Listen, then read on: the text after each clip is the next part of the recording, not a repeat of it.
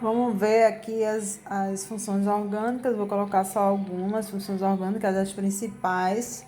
Começar pelas oxigenadas.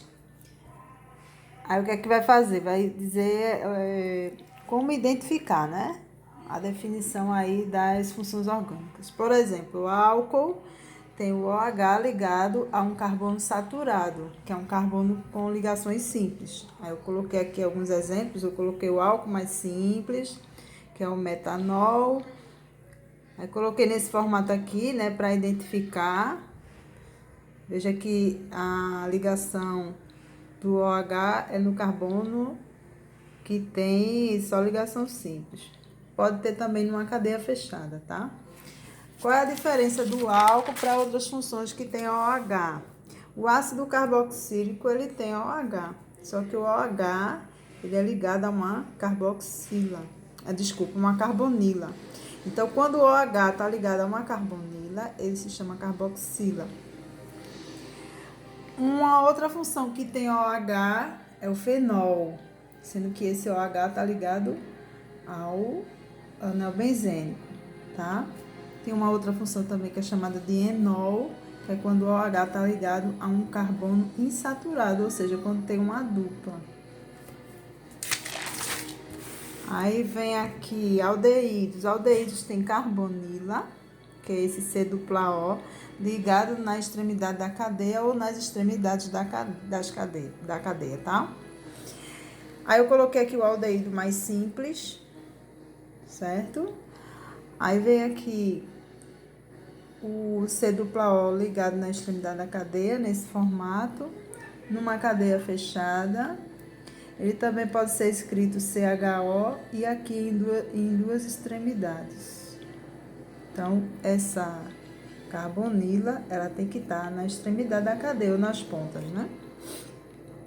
A cetona também tem uma carbonila como o aldeído, só que essa carbonila, ela vai estar entre dois carbonos. Então, sempre essa carbonila vai estar entre dois carbonos. A acetona mais simples, ela tem que ter 3 carbonos. Aí vem aqui um outro exemplo nesse formato, né? Com a carbonila entre esse carbono e esse. E aqui numa cadeia fechada, onde a carbonila está entre esse carbono e esse. Aí vamos ver agora a função éter. A função éter tem um oxigênio entre dois carbonos, que é chamado de heteroátomo. Então, quando o oxigênio estiver entre dois carbonos, ele vai ser um éter. É bem diferente da cetona, porque a cetona, ela tem a carbonila, né, que é o C-O. E o éter, ele tem o oxigênio entre esse carbono e esse carbono. Então, pode se encontrar também numa cadeia fechada.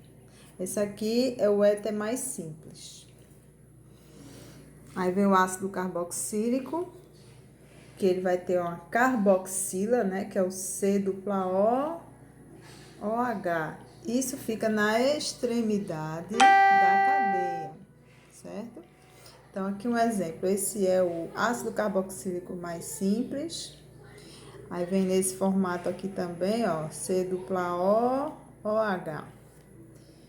Aqui em duas extremidades e aqui numa cadeia fechada, certo? Então, sempre que identificar, ó, C-OH é ácido carboxílico. O éster é o derivado de ácidos carboxílicos, onde esse hidrogênio é substituído por um radical, que pode ser um radical com hidrocarbonetos, alquenos, alcanos ou alquinos. Ou você pode substituir por cadeias fechadas e anéis aromáticos. Então, ela geralmente fica entre a cadeia, né? Então, esse grupo funcional aqui, ele vai ficar entre a cadeia. É como se esse hidrogênio do ácido carboxílico fosse substituído por um outro pedaço de cadeia. Aí eu coloquei aqui nesse formato também, ó. Você tem isso aqui, carbonila e oxigênio. E aqui uma cadeia fechada com uma cadeia aberta para identificar aqui, ó, uma dupla com oxigênio e uma ligação simples com oxigênio.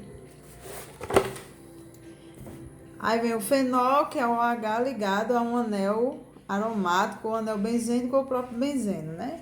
Então, você tem aqui o fenol mais simples, mas ele pode estar numa cadeia maior também, né? Mas desde que você identifique esse pedaço aqui, ó, o OH ligado a um anel aromático. Então, desde que você identifique o OH ligado a um anel aromático, você vai ter o fenol. Aí vem o enol, que é o OH ligado a um carbono insaturado, né? Então, você veja aqui, no caso do álcool, se o OH tivesse aqui, seria um álcool, mas ele está numa dupla ligação, um carbono com dupla ligação. Então, ele passa a ser um enol. E aqui é outro exemplo de enol, certo? Aí vem aqui, funções nitrogenadas. Aí coloquei as aminas. As aminas são derivadas da amônia, que é o NH3. Quando você tem ou um hidrogênio, ou dois hidrogênios, ou os três hidrogênios substituídos por um grupo alquila ou arila, que é no caso alcanos, alcenos, alcinos ou aromáticos, então você vai ter uma amina. Geralmente a amina só tem o nitrogênio ali presente, tá? Agora, claro, numa cadeia extensa, ela pode estar junto com a amida também, mas você vai identificar a amina se ela tiver somente o nitrogênio e nas ligações dele, ó, tiver carbonos simples, certo? Então, aqui eu coloquei esse exemplo. Nesse exemplo aqui, somente um hidrogênio foi substituído. Veja que sobrou 2. Aqui, os dois hidrogênios foram substituídos, sobrou 1. E aqui, você tem os 3 hidrogênios substituídos, tá? Esse caso aqui, você pode escrever assim ou assim. Aqui eu poderia ter escrito NH, certo? Aí vem as amidas. Qual a diferença entre aminas e amidas? É que no caso das amidas, você tem o nitrogênio ligado a uma carbonila. Então, você vê aqui os exemplos, né? Essa aqui é a mais simples. Esses hidrogênios do nitrogênio também podem ser substituídos, tá? Esses dois. Aí eu coloquei aqui, ó, quando é substituído 1 e sobra 1, e quando é substituído os dois hidrogênios desse nitrogênio. Mas ele tem que estar ligado a uma carbonila. Vou colocar aqui um exemplo para a gente ver a diferença. Se eu tivesse isso aqui, por exemplo. Isso aqui, ó, observe que esse nitrogênio está ligado a esse carbono, certo? Então, ele não é uma amida. Aqui eu tenho 2 grupos funcionais. Aqui eu tenho uma acetona, que é uma carbonila entre 2 carbonos. E tem uma amina, que é o nitrogênio entre 2 carbonos. Então, só seria uma amida se o nitrogênio tiver ligado à carbonila. Aí, isso aqui é uma amida.